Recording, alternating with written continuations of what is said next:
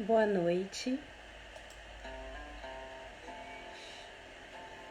Que tudo que há no corpo se revele, pra que a vida cicatrize todo trauma, pra que o desejo seja o anexo da pele. Boa noite. E a liberdade e o corpo Alanda. Um abraço, minha amiga. Que prazer ter você aqui. A Maraísa, um beijo. Gratidão pelo seu apoio.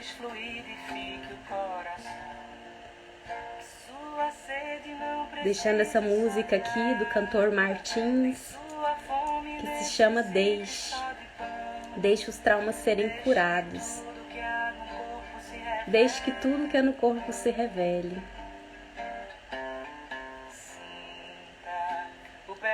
Olá, Sandra. Boa noite. Nossa convidada já chegou. Guilherme, boa noite. Sejam todos bem-vindos.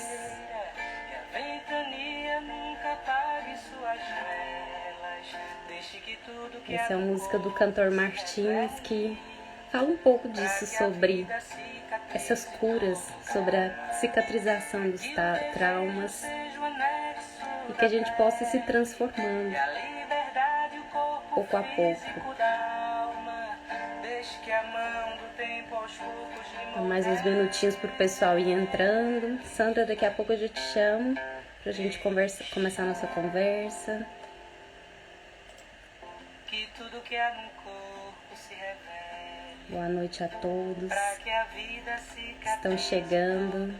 Já peço que cliquem aí no aviãozinho e vão enviando para outras pessoas. É uma temática muito importante, né, de ser abordada. A live vai ficar gravada para quem quiser compartilhar depois também esse conteúdo.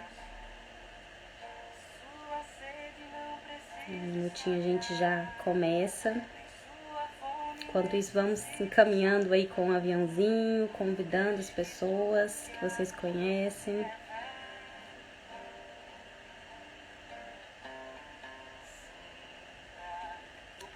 Para quem quiser ouvir essa música, se chama Deixe, do cantor Martins.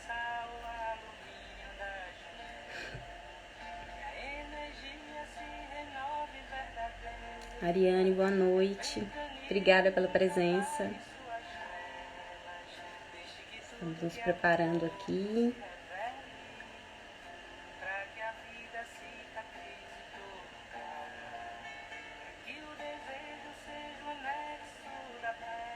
Estamos aqui, essa é a primeira ação. Nilson, boa noite.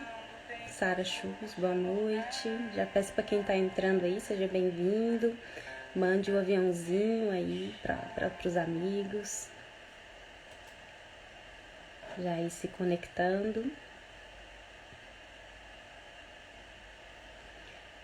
Enquanto a gente aproveita esses minutinhos para o pessoal ir entrando, eu gostaria de compartilhar aqui um pequeno poema, um trechinho que eu escrevi. Cássia, boa noite, seja bem-vinda, minha amiga, obrigada.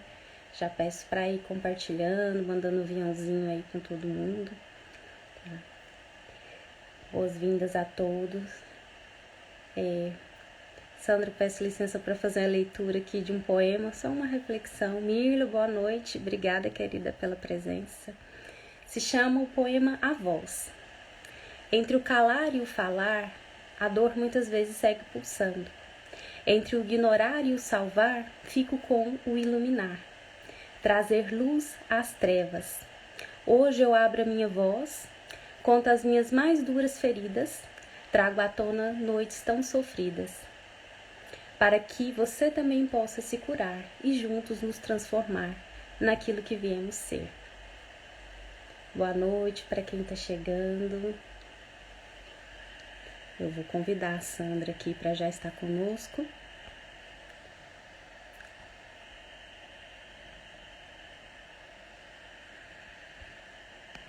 Boa noite a todo mundo. Obrigada pela presença.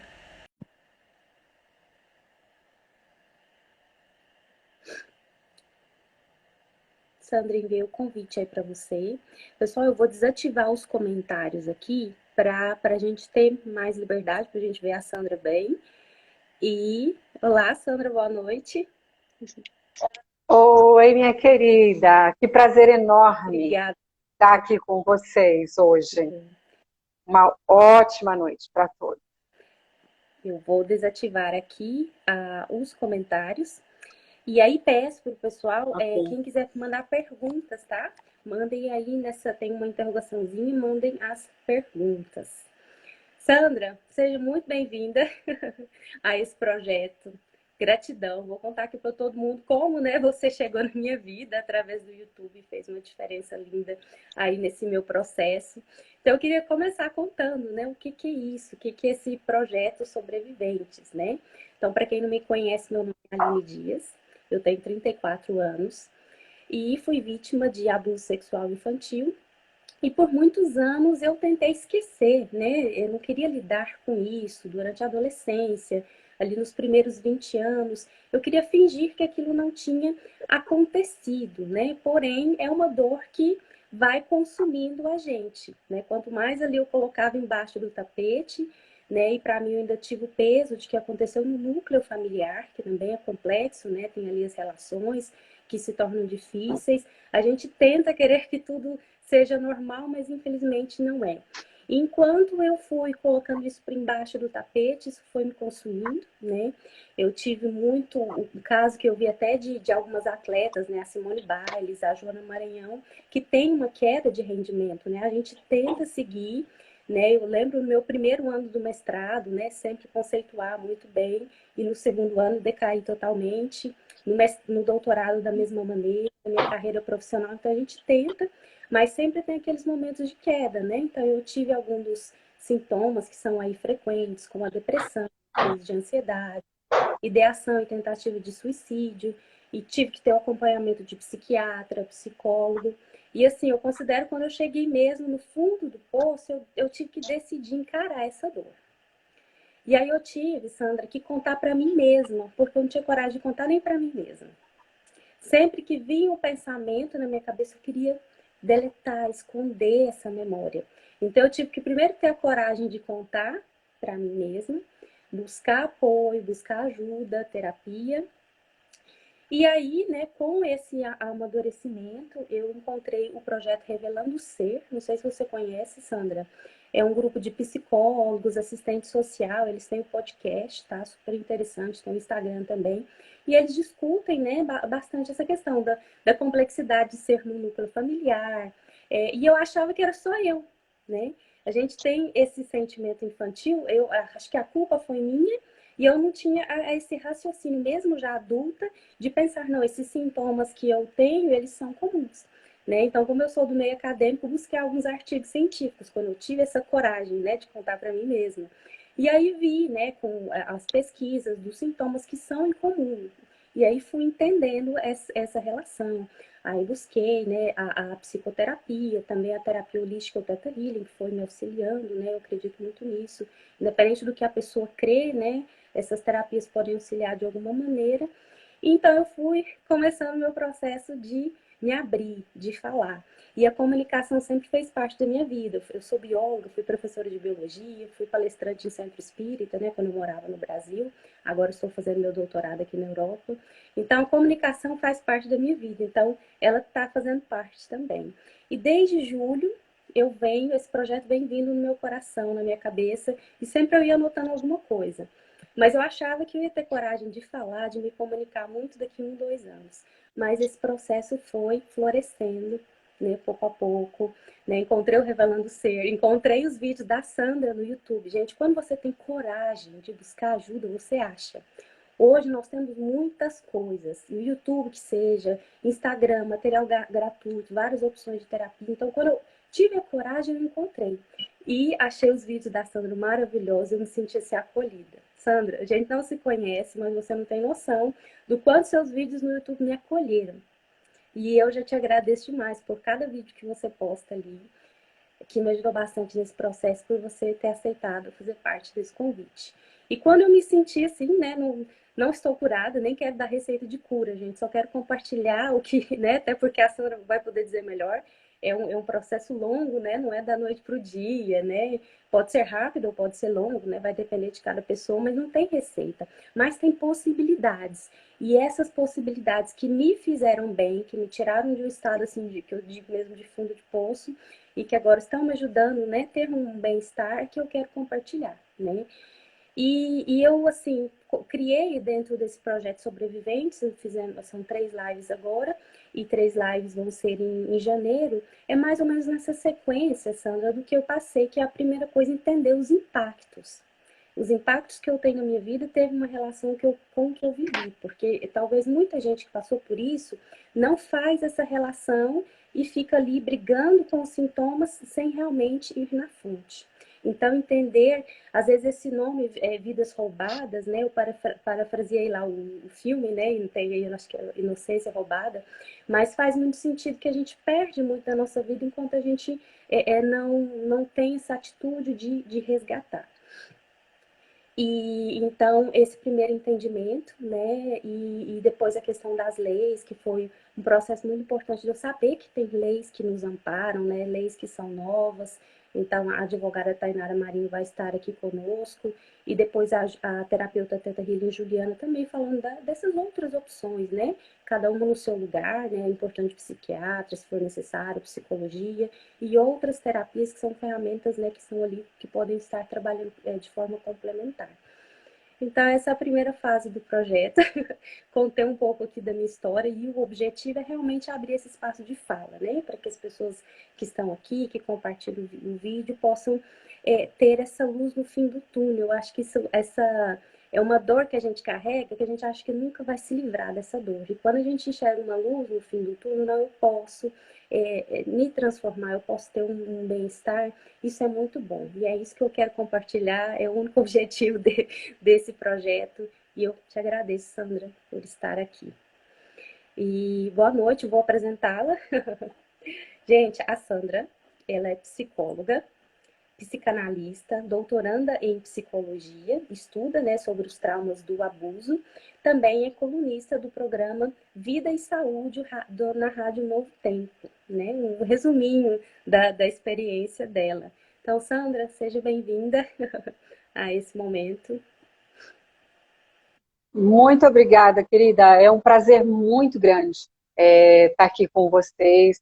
E eu quero, antes de mais nada, lhe parabenizar pelo seu trajeto, pela coragem, né? Você pode até pensar, eu passei muitos anos tentando colocar debaixo do tapete. É difícil esse momento de encarar essa realidade, mas você vem com uma força interna em que tem um momento de uma virada, em que você vai em busca, você quer saber, e aí, assim que você se apropria, você percebe a importância da questão e se propõe, né, a partir desse projeto, e se propõe a levar isto a outras pessoas. Porque é incrível, né, como a quantidade de adultos afetados é muito grande. É incrível como é. Até porque existe a questão de não haver, muitas vezes, a memória do fato.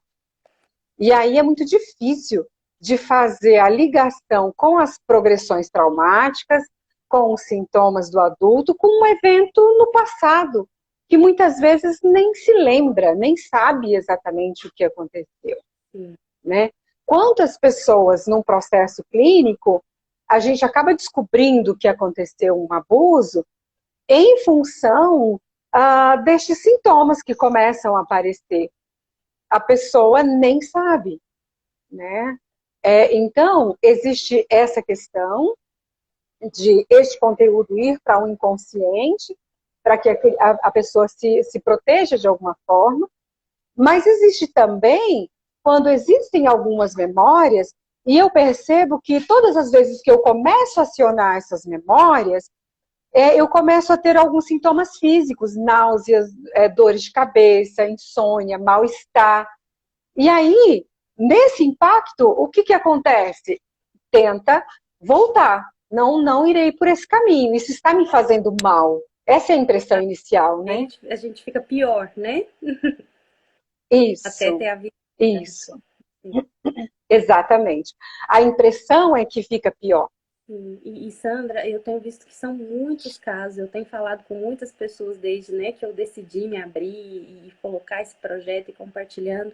E assim, eu fui percebendo que eu não estou falando da Aline Dias, não é só o meu caso, eu estou dando voz de muitas pessoas. Quando eu falei o nome do projeto Sobreviventes, isso ressoou no coração de muitas pessoas, porque realmente é uma dor de quem sobrevive, passou por algo muito horrível, mas ainda tem a força de continuar.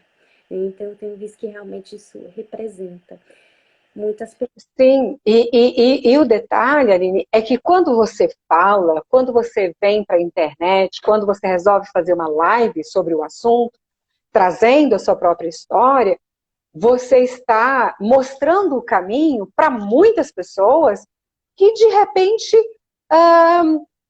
sempre acharam que nunca iriam tocar nesse assunto com ninguém, e nem mesmo com o próprio espelho. Então, a sua fala passa a ser a representação de muitas falas que ainda não conseguiram, né, sair e se pronunciar. Exatamente. Sandra, então apresentado o projeto e essa nossa imagem acolhedora, né? Eu falei, gente, tem que ser a Sandra a primeira pessoa, que ela traz esse acolhimento, né, para nós. Eu queria, assim, que primeiro você explicasse o que é o abuso sexual, porque às vezes tem muita dúvida sobre isso, né? Então, é penetração, são toques, olhares, define para nós, né, para a gente começar, o ponto de partida, o que é Tá, o abuso sexual. tá. A princípio, a gente precisa fazer uma ligação entre o que é traumático, né?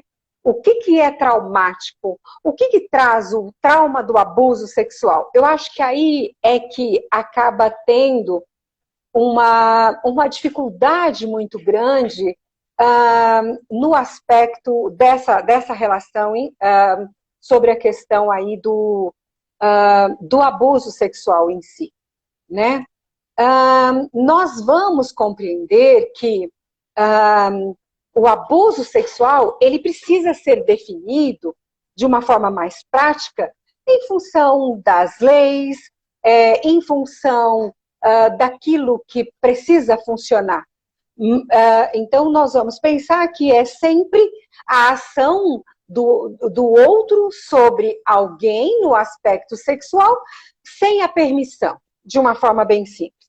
Mas, quando nós vamos pensar no sentido do trauma, a coisa toma uma complexidade um pouco maior. Por que ela toma uma complexidade maior? Porque agora que a ciência, agora que nós estamos nos apropriando de uma verdade maior, que não precisa haver uma penetração para haver um trauma do abuso. E vale ressaltar que o trauma do abuso, ele está entre os piores traumas da humanidade. Por quê? Mas por que ele está entre os piores traumas da humanidade? É porque o abuso, principalmente até por volta de 8 anos de idade, ataca o indivíduo no momento da sua formação psíquica, na organização da personalidade. Então, é como se houvesse ali um vírus, vamos colocar nesse formato, como se houvesse algo que vai penetrar e vai causar ali uma certa disfunção naquele desenvolvimento, né? Colocando nesses termos para exemplificar. Mas alguns acontecimentos prejudicam essa ordem natural desse desenvolvimento. Sim. Aí, Sandra, eu queria que você explicasse, que eu achei assim brilhante a forma que você explica a questão da linguagem da ternura e da linguagem da paixão, né? Como que é esse rompimento, né? Como essas linguagens e como deve ser, né, desenvolvido isso, se puder explicar para nós. Perfeito, muito bom. A criança ela possui a linguagem da ternura e o adulto a linguagem da paixão ou a linguagem do erotismo, né?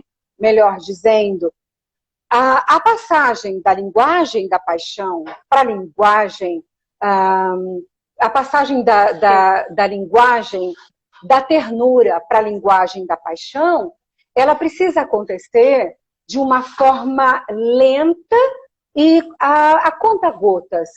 Ela precisa acontecer de uma forma em que não haja um impacto de forma tão significativa. A imersão no mundo sexual, ele é sempre traumático, mas numa possibilidade em que não cause tantos danos, mas quando isso é feito de uma forma brutal, numa situação de abuso, então nós vamos pegar essa criança na linguagem da ternura e em questão de horas, um salto para a linguagem da paixão ou linguagem do erotismo. E o trauma, ele vai ocorrer, o trauma mais significativo, ele vai ocorrer exatamente por causa desse rompimento precoce, né? Então, eu gosto de usar a comparação com a borboleta que ainda está em um casulo. Ela precisa de tempo para sair e poder voar. Então, quando nós vamos pegar esse casulo, tirar essa cascazinha do casulo e jogar essa borboleta, que ainda não tem condições nem de lidar com o sol, porque ela não está pronta, nós estamos provocando ali uma ação muito destruidora. A mesma coisa vai acontecer com a criança. E assim, quanto mais jovem a criança, pior é. Porque menos preparada ela está para lidar com esse rompimento da linguagem da ternura de uma forma brutal. Agora, mais ou menos aí, isso se dá até por volta da puberdade. Quando nós começamos a entrar na puberdade, nós já estamos com o psiquismo um pouco mais desenvolvido. Mas até antes da puberdade, nós não temos defesas sobre aquilo que vem. Por isso, o trauma vai acontecer de uma forma muito brutal. Tá, mas pensando em abuso e pensando nesse rompimento, que é a saída da linguagem da ternura, então tem que haver uma penetração, tem que haver um toque, tem que haver algo maior? Não. Basta haver uma situação em que a criança faz a leitura do que é um ser humano adulto excitado. O que a criança, ela perde aquela inocência. E ela compreende que existe algo maior, né, nesse aspecto sexual. Às vezes, um olhar de alguém que está excitado, aquele olhar que penetra na alma do outro, é o suficiente para nós aqui compreendermos como sendo um abuso e causando um trauma. Então, para nós, o abuso, ele vai muito além que essa ação sobre o outro que não há permissão. Porque a gente chega no aspecto até de um olhar profundo. Eu tenho uma situação, há muitos anos, eu recebi uma garota na clínica com dificuldades de usar saias. Ela sempre usava calça comprida. E ela precisava frequentar um ambiente que exigia uma saia. Então, ela procura o trabalho em função disso. Qual é o problema que eu não consigo usar saias? Eu estou sempre de calça comprida, né? E aí nós vamos desenvolver um trabalho terapêutico e vamos chegar num momento em que o pai está bêbado, sentado num sofá, e ela entra vestida com uma saia, e aí por volta de 7 aninhos de idade, e aí o pai, excitado e bêbado, olha para ela com este olhar de desejo. E ela olha para o pai, e naquele momento ela entra em choque com aquele olhar. Reconhece, né? Ela, exatamente. E ali, naquela ação, ela se sente nua na frente do pai. Então, mais tarde ela vai compreender que este é o último momento que ela usa uma saia. Aí houve um trauma. Aí ela sai da linguagem da ternura. Sandra, e outra coisa muito interessante que você explica é a questão dos dois traumas, né? O momento ali que tem e quando a criança ela não se sente protegida. Exatamente. Tem essa ação, que é o primeiro trauma, Uhum. em que a criança ela está na linguagem da ternura e, de repente, a ação do outro sobre ela, que ela vai perceber um mundo desconhecido, que ela nem tem palavras para significar aquilo que está acontecendo. Então, esse momento, esse primeiro trauma, é esse momento de entrar em contato com essa nova realidade, que ela não tem mecanismos para lidar. Aí, essa criança, a partir desse momento, ela entra em um conflito, porque há uma tendência, uma tentativa de compreensão. No momento seguinte, ela vai tentar denunciar isso de alguma forma. E dificilmente, raramente, quase nunca é através de uma conversa. Mãe, o meu pai agiu assim e eu não estou entendendo. Eu estou em angústia. Dificilmente isso vai acontecer. O que vai acontecer é que essa criança ela vai mudar de postura, ela terá alguns sintomas, ela vai... e através dessa ação que modifica, é a ação que conta. Então, eu gosto da Cibele, do Como Contar, @Como Contar, que ela diz assim, a criança sempre conta, do jeito dela, mas ela sempre conta. Então, se nós temos um adulto atento, ele vai perceber. Mas se esse adulto não tem mecanismo, não possui mecanismos para lidar com aquela dura realidade, ele vai fazer de conta que não está vendo. E essa criança que pede esse socorro sofrerá o segundo abuso, que nós vamos chamar de desmentida, que é o adulto que não protege, que não faz esse acolhimento, que não dá conta dessa informação. E a partir desse momento, o que vai acontecer? Essa criança, ela não tem a resposta desejada e aí ocorre o segundo trauma. E o segundo trauma, ele é caracterizado pelo abandono. O primeiro trauma é caracterizado pela saída da linguagem da ternura e entrada na linguagem da paixão. O segundo trauma tem a ver com o abandono, com o não cuidado, com o não acolhimento, com a não proteção. Sim, sim. E são muitos sintomas, né? Um caso da questão de mamar no dedo, né? Que às vezes Sim, pode ter outros motivos, né? Mas deve estar atento, né? E eu mamei no dedo até os sim. 21 anos, né? E Olha que aprendi isso interessante. pela primeira vez, né? Quando começaram os abusos, mas a memória que eu tinha que realmente, engraçado, eu sou adulta, mas eu tenho uma memória de não ter palavras para aquilo que eu estava vivendo, Isso. porque eu não entendia. Aí eu lembro assim, até de ouvir conversas, do nada, ela já é grande, já tem de 3 para 4 anos e de repente começou a mamar no dedo do nada.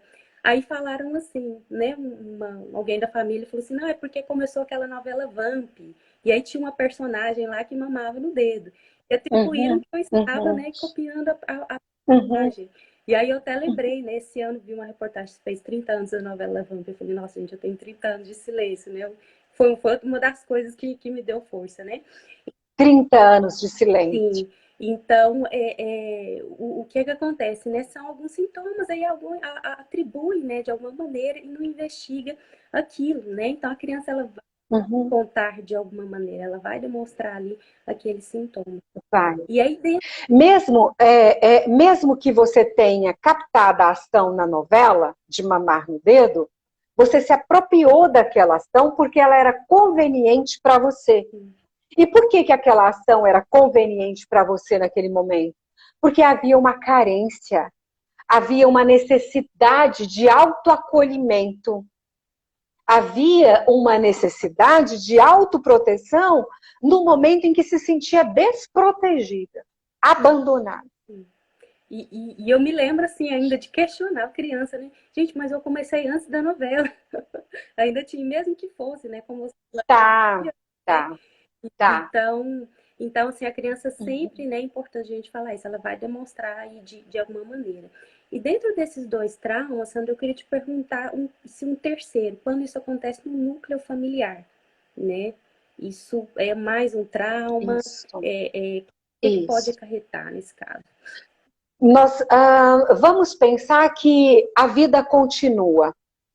E essa menina, agora, quando adolescente, também, ela tenta voltar nesse momento. Ela tenta compreender o que aconteceu ali. Ela tenta compartilhar. E há uma rejeição. E às vezes há uma rejeição nesse momento de forma clara, de forma aberta por parte da família. Isso pode acontecer aos 15, aos 20, aos 30. Pode acontecer. A família pode rejeitar. E pode haver algumas falas do tipo, você está inventando isso? Né? Nós vamos chamar esse momento de reedição traumática.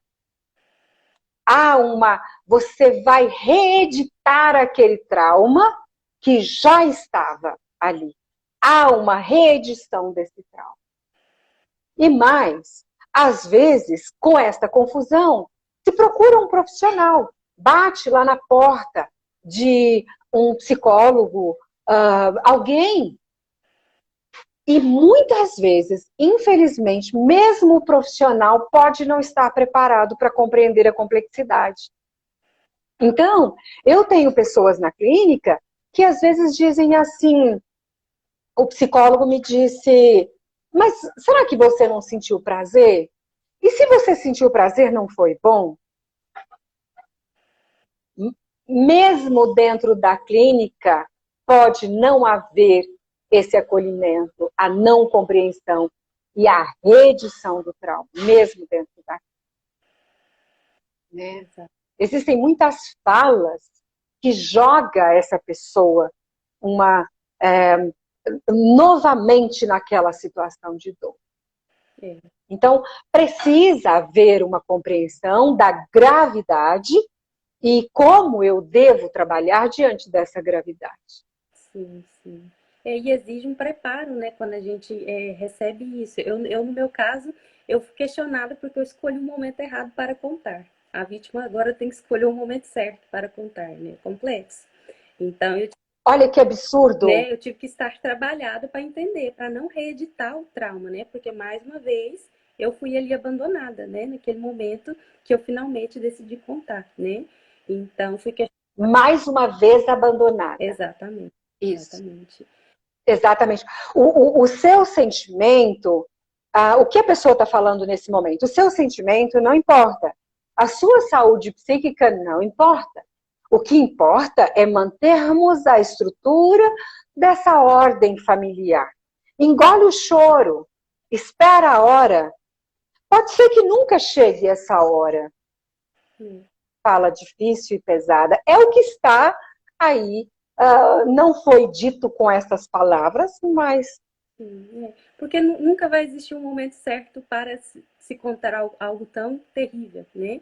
E não fui eu que escolhi contar, eu fui vítima, né? Eu não escolhi ser abusada.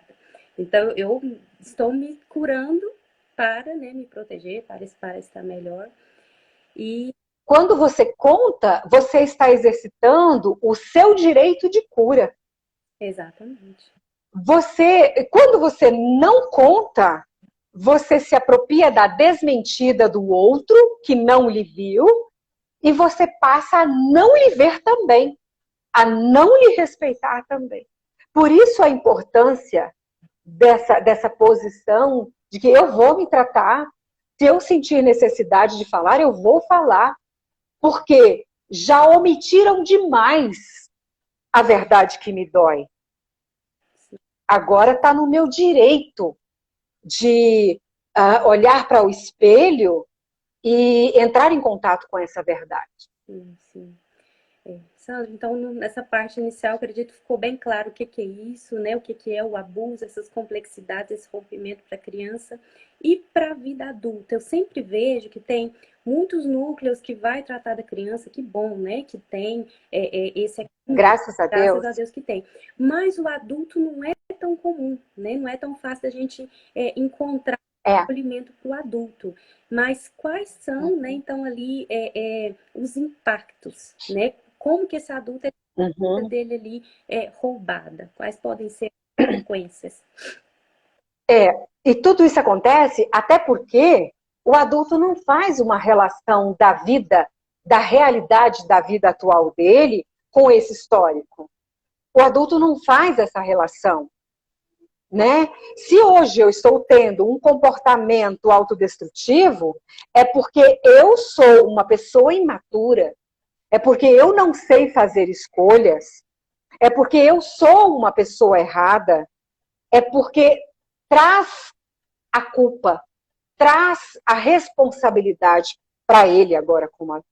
Dificilmente ele vai pensar, eu preciso me tratar, porque algo aconteceu no passado que reflete nas minhas ações hoje, que me impede de ter clareza, que me impede de ter comportamentos saudáveis, né? Então, tem toda essa complexidade. A gente precisa lembrar que quando nós temos o primeiro trauma, temos o segundo trauma, a criança ela vai voltar aí para o abusador. Nesse momento, há uma possibilidade de olhar para esse abusador e passar a ter uma identificação com esse abusador. Por que essa identificação? Porque houve uma rejeição externa. Ninguém viu. Fica uma coisa meio esquizofrênica. Mas quando essa criança olha nos olhos do abusador, o abusador sabe o que aconteceu, ela sabe que aconteceu, então há uma identificação. Eu não estou louca, aconteceu. Mas no olhar do abusador sempre existirá culpa. Porque, a não ser que ele seja um psicopata, é impossível que ele não olhe para a criança e não saiba o que ele está fazendo.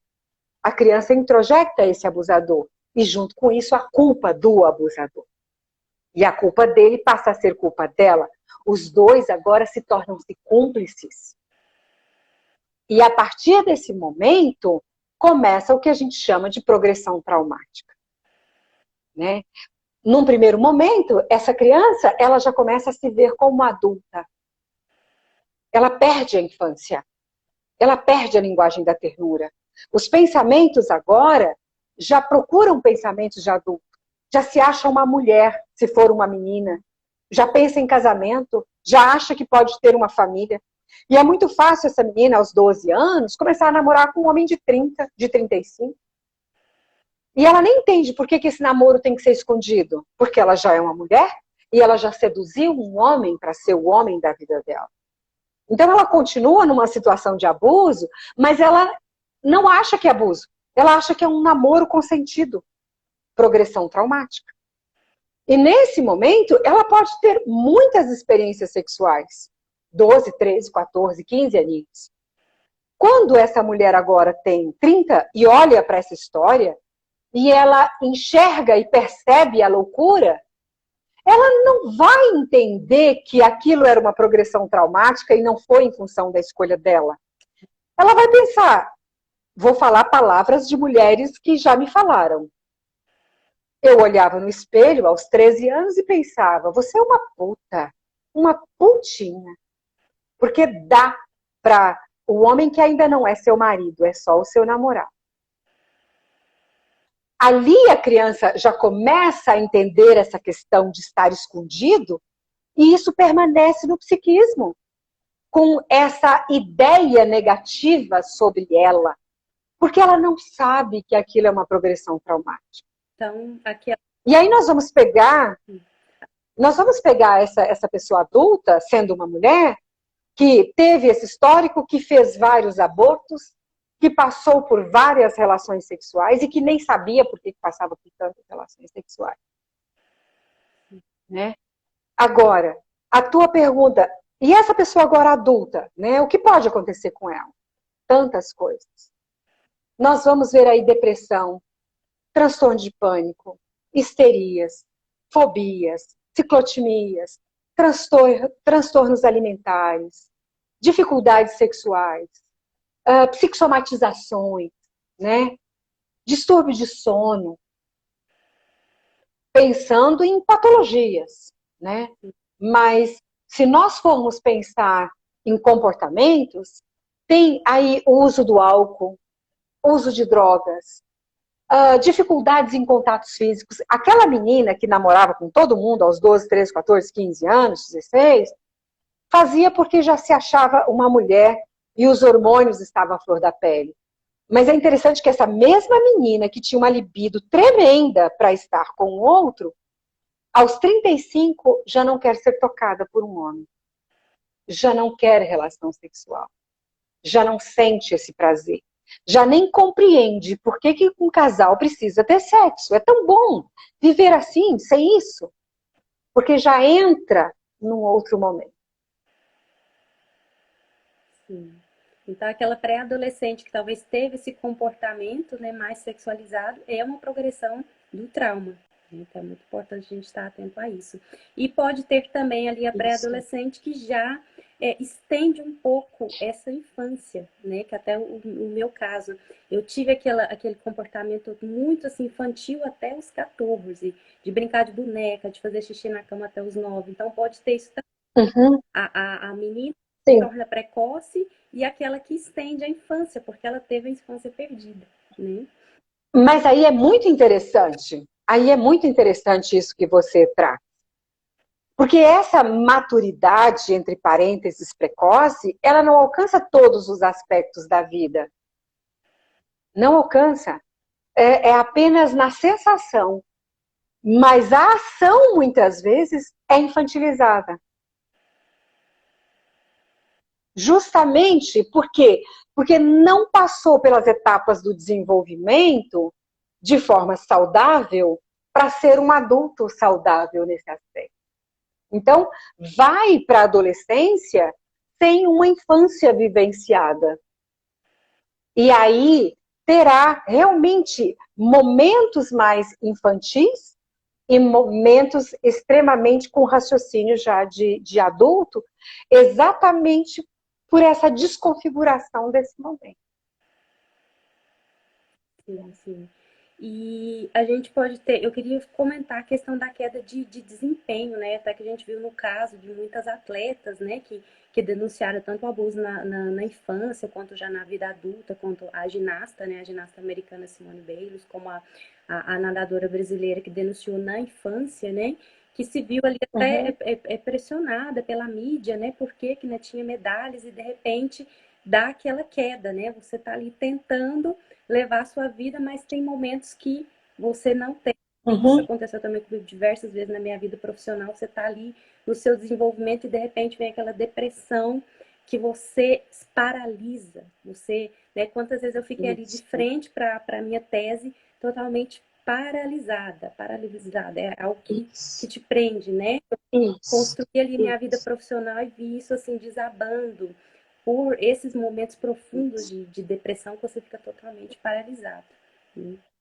Começa uma faculdade, faz um semestre, tranca, começa um trabalho, para aquele trabalho, não é isso que eu, né? O que vai acontecer aí é uma questão bastante interessante. Nesse momento que a criança ela passa pelo abuso e ela vai em busca de uma proteção e sofre o que a gente chama de desmentida, quando o outro não olha e não protege, ela, nesse momento, ela com esse abandono, o que ela vai julgar é que ela não tem valor. O que ela vai julgar é que ela não é suficiente para receber esse olhar de proteção do outro. Quando ela volta e observa o olhar do abusador, e ela vai introjetar também essa culpa, o autoconceito, nesse momento, também é prejudicado. E se instala um sentimento de culpa muito significativo. Então, todo esse sentimento negativo provoca uma inibição diante da vida. Não é para mim. Isso pode ser para o outro, mas eu não consigo, eu não posso. Então, tem tanto a possibilidade do travar, de não conseguir fazer uma faculdade, de achar isto é impossível. Diante da dor, da culpa, da ideia do abandono, da incapacidade diante da vida, né? E diante da ideia de que eu não consigo me proteger, eu sou submissa aos eventos que a vida pode causar, né, negativos. E aí a dificuldade dessa ação. Então é esse momento que trava. Essa submissão também é desencadeada nesse momento, né? Ali do abuso. Sim. E a gente leva isso também para a vida adulta, né? Leva para a vida. Quando ocorre o trauma do abuso, a vítima ela entra numa posição de submissão. E essa posição de submissão impede muito o lutar, o batalhar, o direito. E para você conseguir uma faculdade, um mestrado, um doutorado, manter-se num bom trabalho, precisa haver a posição da luta. Né? Então, sempre que estiver diante dessa luta, regride a esse momento da submissão, do medo, da paralisação e mais do não merecer. A ideia do não merecer. A ideia de que esse espaço não me pertence. Então, todas as vezes que isso acontece, precisa haver uma força interna para romper. Não havendo, volta. Tranca a faculdade. Não volta ao trabalho. Né? Essa luta para dar conta, essa inibição diante da vida. Mas essa posição de submissão, ela é terrível, porque os abusadores, de um modo geral, eles reconhecem a vítima pela posição de submissão. E é por isso que, uma vez vítima, isso pode ocorrer inúmeras vezes com outros abusadores, porque eles irão identificar a falta de condição de autodefesa. Sim, sim. Sandra, eu vou dar uma olhadinha aqui nas perguntas. Excelente. Tá. Tudo. E, então, assim, esses podem ser os sintomas, né? Principais na vida adulta que vão impedir ali de você ter o seu desenvolvimento pleno, né? Se você não buscar uma ajuda para romper com esse padrão, né? De não acreditar em si mesma, de submissão, de não ter a força para lutar. Porque a minha sensação, Sandra, até você pode até me explicar melhor, é que algumas partes de mim são cristalizadas na infância, né? Até recentemente, agora é que eu consegui colocar a adulta para olhar isso quando eu falei pela primeira vez, porque durante 30 anos eu me calei para algumas amigas, né, para algumas pessoas da família, eu falei, mas você me falava, ó, sofri o abuso infantil. Mas quando eu tive a postura de fazer a denúncia, que eu tive que fazer o relato do que realmente aconteceu, aquilo, né, eu coloquei a adulta para olhar e eu passei a ter mais compreensão. E antes aquilo era como se uma parte de mim ainda fosse criança. Né? Então, eu muitas vezes na vida eu não sei como reagir, ter força, né? Então, às vezes você vê uma atleta que tem um alto desempenho, mas chega um momento que ela vai decair, né? Às vezes você termina uma faculdade, está no mestrado, no meio ali você decai, né? Porque parece que essa criança, ela vem. Parece que é uma luta entre a adulta e a criança, que às vezes a criança não acompanha a vida da adulta, né? E aí, quando a adulta está fazendo esse processo de olhar para aquilo que passou com o olhar da adulta, isso vai dando uma transformação, uma maturidade. Exato. E a grande questão para o psiquismo dessa pessoa já adulta é o conseguir expressar, significar, colocar isso em palavras, lembrar, recordar, repetir no sentido deste raciocínio e dessa fala, para simbolizar. Por quê? Porque como a criança não conseguiu simbolizar, não conseguiu compreender, dá a ideia de um grande monstro não compreendido. Então, a luta do adulto ainda é essa simbolização que a criança não conseguiu. E conforme o adulto vai se esforçando para essa simbolização, para essa expressão, o monstro vai se revelando. E é muito mais fácil lutarmos contra um monstro que a gente enxerga. Um monstro invisível, a gente nem sabe o tamanho dele, é muito mais difícil. Sim. E Sandra, falando essa questão do monstro, né, invisível, até a Margarida que está comentando, né, por isso esse medo constante de contar, né, por conta de que a culpa, né, então esse medo é outra coisa da criança que para mim fica também não conseguir fazer a relação de que o abusador ele faz aquilo com outras pessoas. Você se sente tão culpada que você acha que foi a sua culpa e ele fez isso só com você. E quando você começa a falar, vai descobrindo, né, que fez com outras pessoas da família, né, porque eles não param. Eu fui entender isso 30 anos depois, né, que quando eu pensei em denunciar, para que não acontecesse com outras crianças. Antes eu não tinha esse entendimento, porque eu achava que tinha sido comigo, a culpa era minha. Então, e conversando com outras pessoas que foram vítimas também, quando eu falei isso, não, eu quero denunciar para evitar que aconteça com outras crianças, né? E elas, nossa, é mesmo, eu nunca tinha pensado nisso.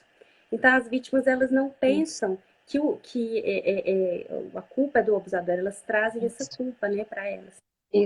Isso. Fui eu quem atraí esse abusador, né? Essa é a ideia. Sim. Fui eu quem atraí. Então, a questão é comigo, não é com outra pessoa. Eu fiz algum movimento, e é muito interessante, vale ressaltar que, sabe de onde vem esse pensamento da criança? Porque a criança ela tem a ideia de onipotência. O que move ao redor dela tem a ver com a ação dela. Então, se alguém fez algo, foi ela quem provocou. A ideia de onipotência. Nós vamos perdendo isso aos poucos.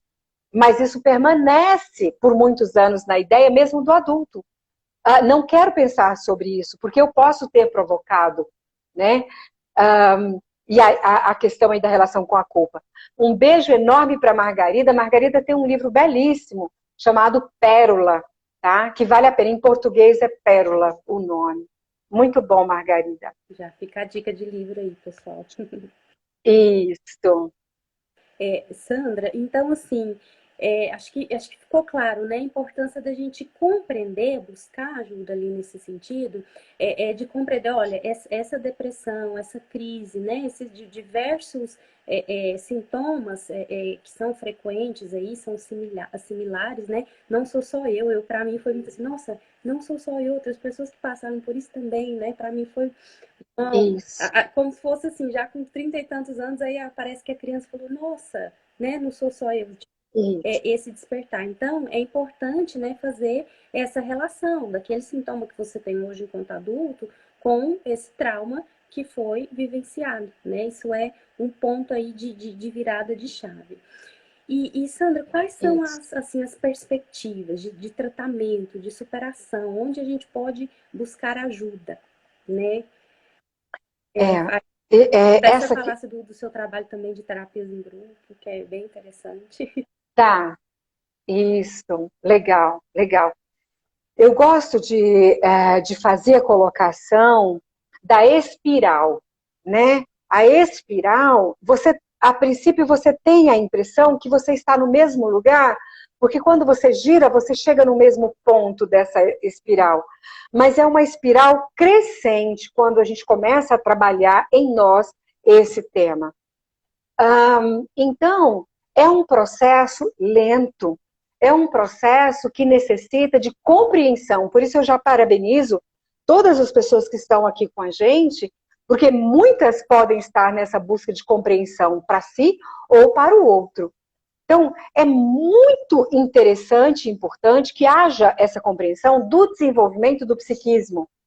Porque quando eu compreendo todo esse trajeto, já diminui em muito o sentimento de culpa.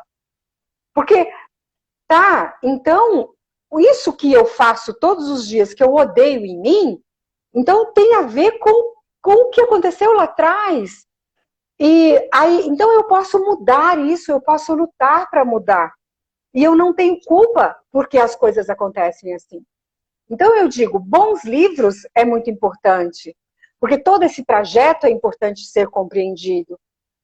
A terapia individual, a terapia em grupo, nós temos o trabalho da terapia em grupo lá no nosso Instagram, a gente anuncia, né? @Sandra Barilli, psicóloga.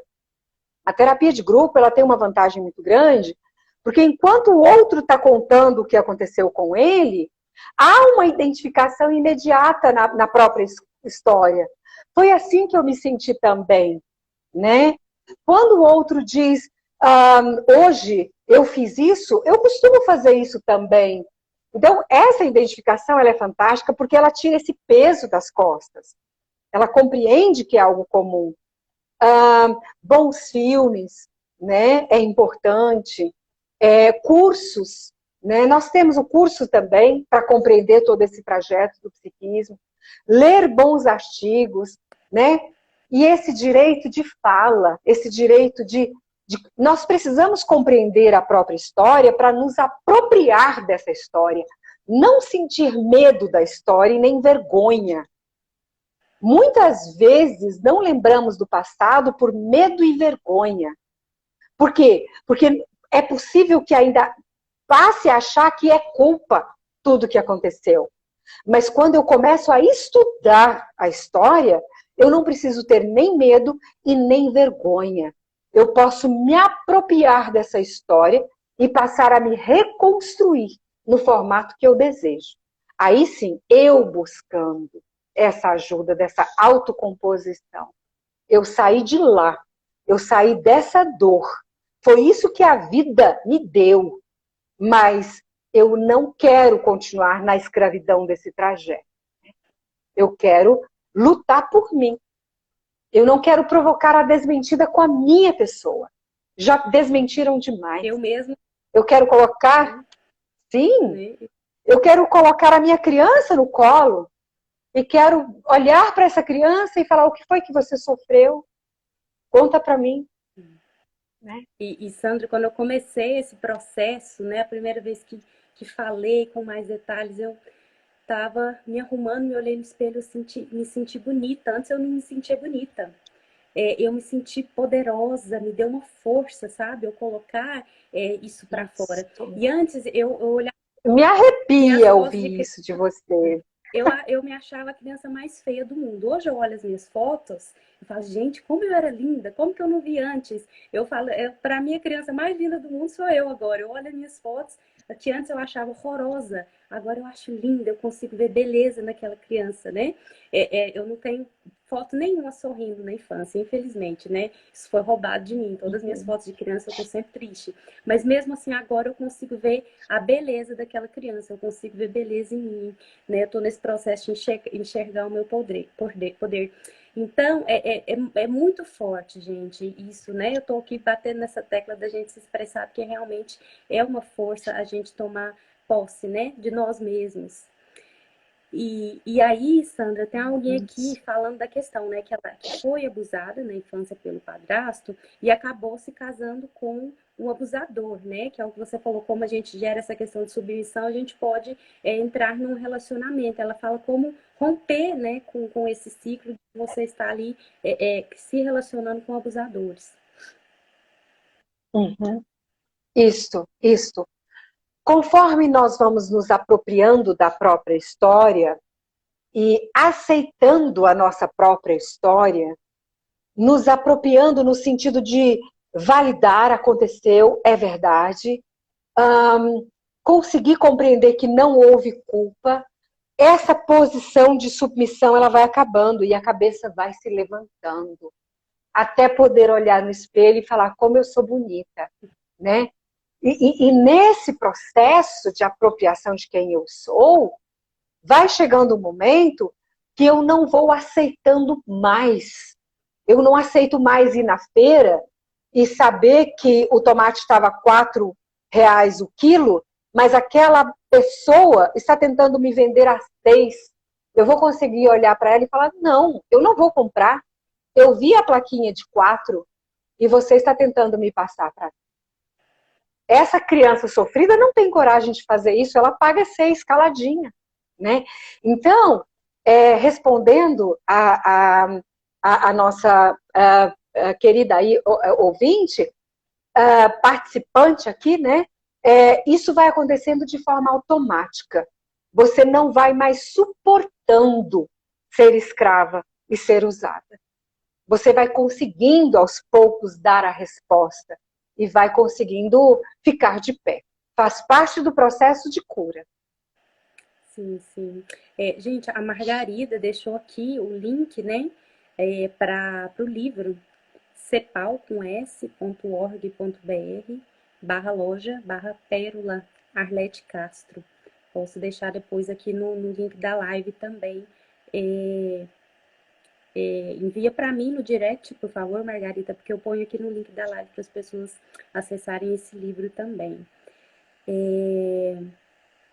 Sandra, tem uma pergunta aqui em relação, né? Muita gente falando que está se sentindo aqui, né? Tem uma pessoa falando que está se sentindo confortada, né? Que também passou por isso, está sentindo conforto, né? Então, assim, essa live tem esse serviço social de confortar as pessoas, de estimularem, né? A falar isso, a sair ali dessa situação de submissão. Tem alguém aqui perguntando sobre a lei, tá? A próxima live, gente, vai ser daqui em 2 semanas. Com a advogada Tainara Marim, nós vamos falar de todas essas leis novas, inclusive, lei de 2012, 2018, 2012, né, a de 2021, né, então a lei de Joana Maranhão é que mudou isso, né, antes o crime prescrevia com 20 anos, né, e o que tornava impossível para as crianças, né, porque a gente demora muito, né, para entrar nesse processo, né, a criança fica ali ainda mesmo na vida do adulto, né, tanto como a gente falou aqui antes.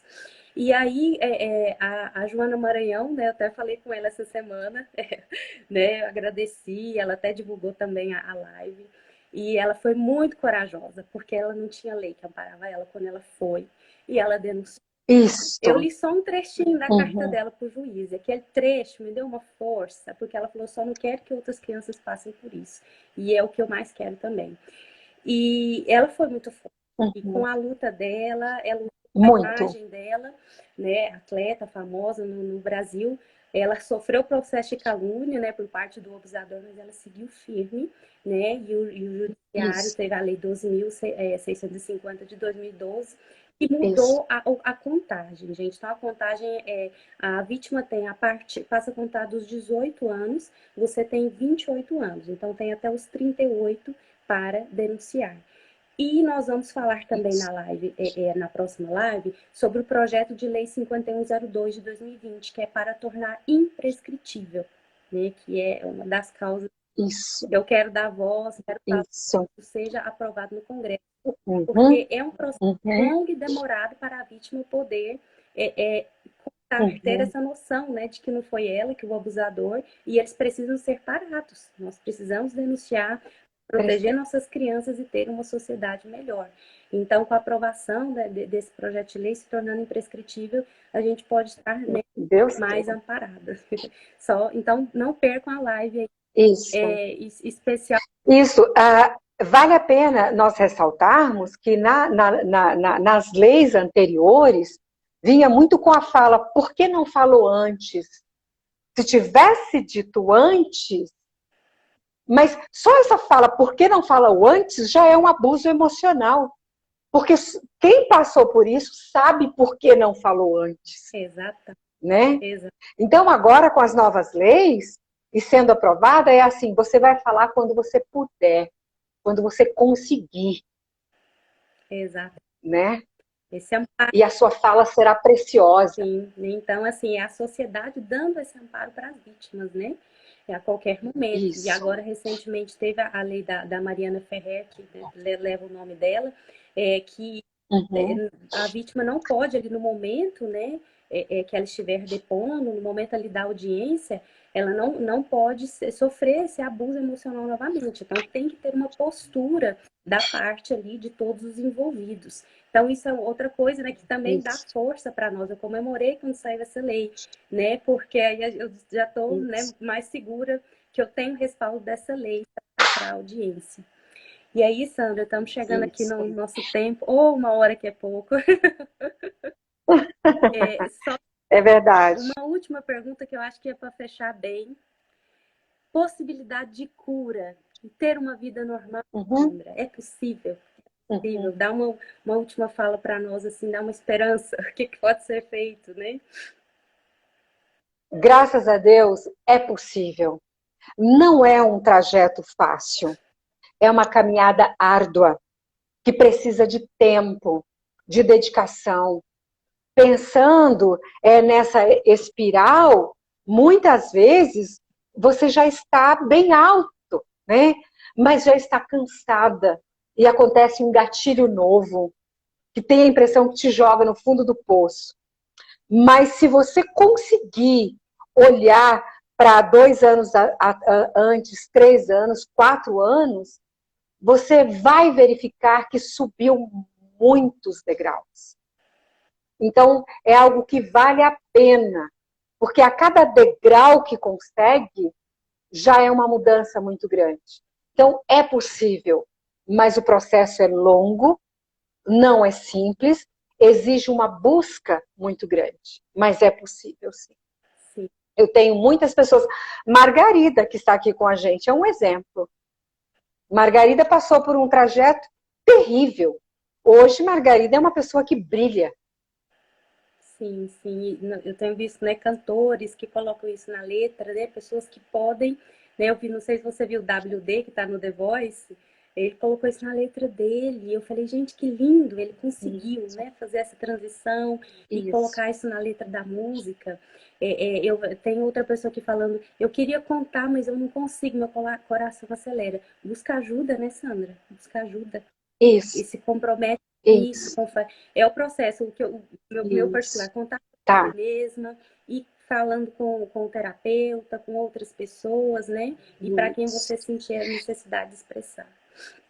Escreve uma carta para alguém de sua confiança, Boa. um e-mail, né? No meu e-mail, eu tenho, assim, milhares de cartas de pessoas que nunca conseguiram pronunciar. De repente, escreve um e-mail, né? Contando. Sim. Ó, mas Já é um passo para esse desabafo. você vai exercitando, né? Aí busca ajuda profissional, né? Vai lá no Instagram da Sandra, entra em contato com ela, busca essa ajuda e vai traçando esse caminho. Sandra, eu quero finalizar aqui só com uma última frase que eu vi aqui, alguém falou, não vão embora não, fiquem mais. Quer dizer que nós não vamos embora. Eu acho que eu posso falar por mim e pela Sandra. Pelo trabalho que ela desenvolve, pela força do que eu estou desenvolvendo daqui para frente, nós vamos embora só aqui da live. Mas o trabalho que a gente está fazendo, chame a Sandra, né? Vamos conversar, vamos falar sobre isso. Não se sinta desamparada. Ninguém que está aqui nessa live, eu vi que a sua fala é de quem está sozinho e queria, né, poder compartilhar. Não se sinta sozinha. Tem outras pessoas, outras mulheres que estão aqui para te apoiar. Eu sou só um exemplo de quem, né, tá ali ainda no caminho, mas não se sinta sozinha. Nós estamos aqui, tem ajuda sim, tá? Então, busque um profissional, busque a Sandra e lembre-se, né, a presença, esse projeto em si, o trabalho da Sandra e de tantas outras pessoas é não para não desamparar, né? Então, é de uma forma dar esse amparo. Então, pense que tem essa ajuda que você pode ser amparada de alguma maneira. Sandra, gratidão. Isso. Gratidão por você ter aceitado o convite, sem nem me conhecer. Apresentei a proposta para você, você teve a empatia, esse coração maravilhoso de aceitar e vir aqui compartilhar todo esse conhecimento que você tem, eu tenho certeza, esclareceu muita gente. Me deu mais força ainda falar com você e gratidão mesmo por todo o trabalho que você desempenha, pela sua empatia, que é de uma maneira muito especial. Gente, vão no YouTube, os vídeos da Sandra me ajudaram muito, tá? Assistam lá. Obrigada. Muito bom. Querida, eu é quem agradeço. O seu olhar é um presente. Eu também não quero perder você. Nós vamos nos encontrando e andando de mãos dadas, porque o objetivo é o mesmo. Você é linda e eu estou extremamente honrada por estar aqui com você hoje. E um beijo no coração para todas as pessoas que estão aqui com a gente nesse momento, tá bom? Gratidão. Vocês são bem-vindos no YouTube, no meu Instagram, e é muito bom estar com todos vocês. Beijo. Beijo a todos. Sandra, parabéns pelo seu trabalho, força, gratidão por tudo. Em nome de todos, Obrigada. gratidão. Parabéns pelo seu trabalho também. Gratidão. Beijos. Beijo.